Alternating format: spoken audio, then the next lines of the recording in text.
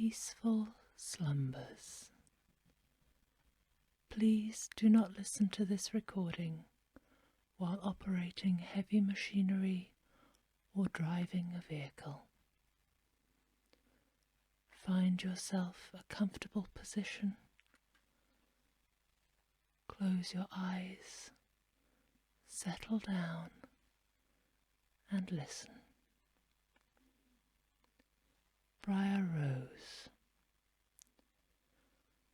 Once upon a time there lived a king and queen who had no children, and this they lamented very much.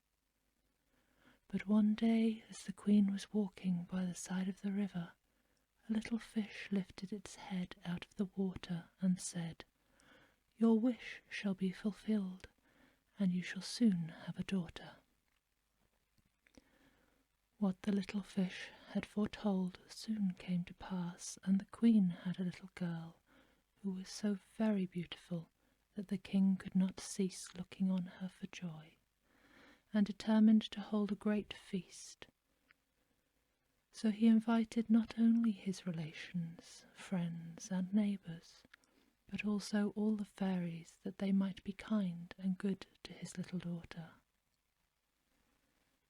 Now there were 13 fairies in his kingdom, and he had only 12 golden dishes for them to eat off, so that he was obliged to leave one of the fairies without an invitation. The rest came, and after the feast was over, they gave all their best gifts to the little princess. One gave her virtue, another beauty, another riches, and so on until she had all that was excellent in the world. When 11 had done blessing her, the 13th, who had not been invited, and was very angry on that account, came in, and determined to take out her revenge. So she cried out, "The king's daughter shall in her 15th year be wounded by a spindle and fall down dead." Then the 12th, who had not yet given her gift, came forward and said that the bad wish must be fulfilled, but that she could soften it, and that the king's daughter should not die, but fall asleep for 100 years. But the king hoped to save his dear child from the threatened evil, and ordered all the spindles in the kingdom should be brought up and destroyed. All the fairies' gifts were in the meantime fulfilled, for the princess was so beautiful and well behaved and amiable and wise that everyone who knew her loved her. Now it happened that on the very day she was 15 years old, the king and queen were not at home, and she was left alone in the palace. So she roamed about by herself and looked at all the rooms and chambers, till at last she came to an old tower, to which there was a narrow staircase ending with a little door. In the door there was a golden key, and when she turned it, the door sprang open, and there sat an old lady, spinning away very busily. "Why, how now, good mother?" said the princess. "What are you doing here?" "Spinning," said the old lady, and nodded her head. "How prettily that little thing turns round," said the princess, and took the spindle and began to spin. But scarcely had she touched it before the prophecy was fulfilled, and she fell down lifeless on the ground. However, she was not dead, but had only fallen into a deep sleep, and the king and queen, who just then came home, and all their court, fell asleep too, and the horses slept in the stables, and the dogs in the yard, and the pigeons on the housetop, and the flies on the wall.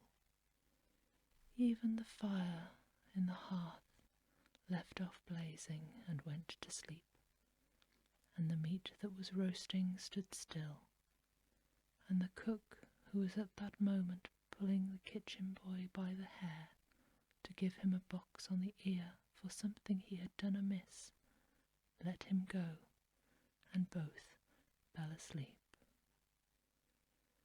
And so everything stood still and slept soundly. A high hedge of thorns soon grew around the palace, and every year it became higher and thicker, till at last the whole palace was surrounded and hidden, so that not even the roof or the chimneys could be seen. But there went a report through all the land of the beautiful sleeping Briar Rose, for thus was the king's daughter called, so that from time to time several kings' sons came and tried to break through the thicket into the palace. This they could never do, for the thorns and bushes laid hold of them as if it were with hands, and there they were stuck fast and died miserably. After many, many years there came another king's son into the land, and an old man told him of the story of the thicket of thorns, and how a beautiful palace stood behind it, in which was a wondrous princess called Briar Rose, asleep with all her court. He told, too, how he had heard from his grandfather that many princes had come and had tried to break through the thicket, but had stuck fast and died. Then the young prince said, "All this shall not frighten me. I will go and see Briar Rose." The old man tried to dissuade him, but he persisted in going.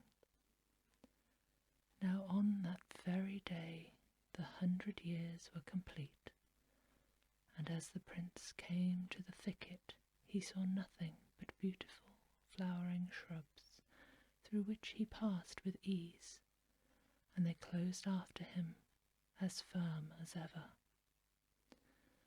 Then he came at last to the palace, and there in the yard lay the dogs asleep, and the horses in the stables, and on the roof sat the pigeons fast asleep with their heads under their wings.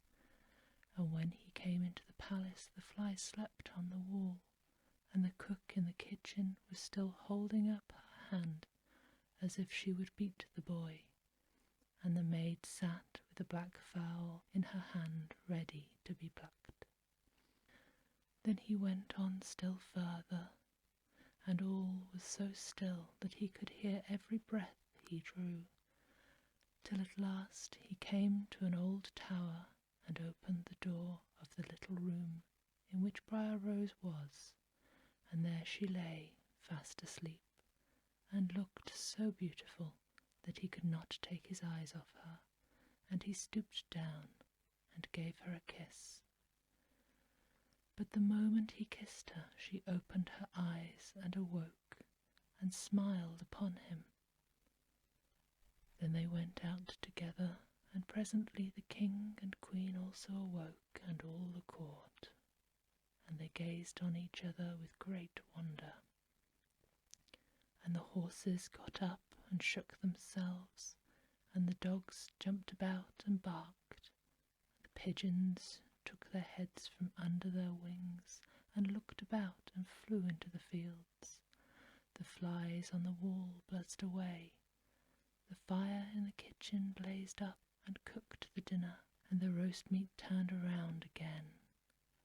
The cook gave the boy a box on his ears so that he cried out, and the maid went on plucking the fowl. And then was the wedding of the prince and Briar Rose celebrated, and they lived happily together all their lives. Peaceful slumbers, sleep sweet.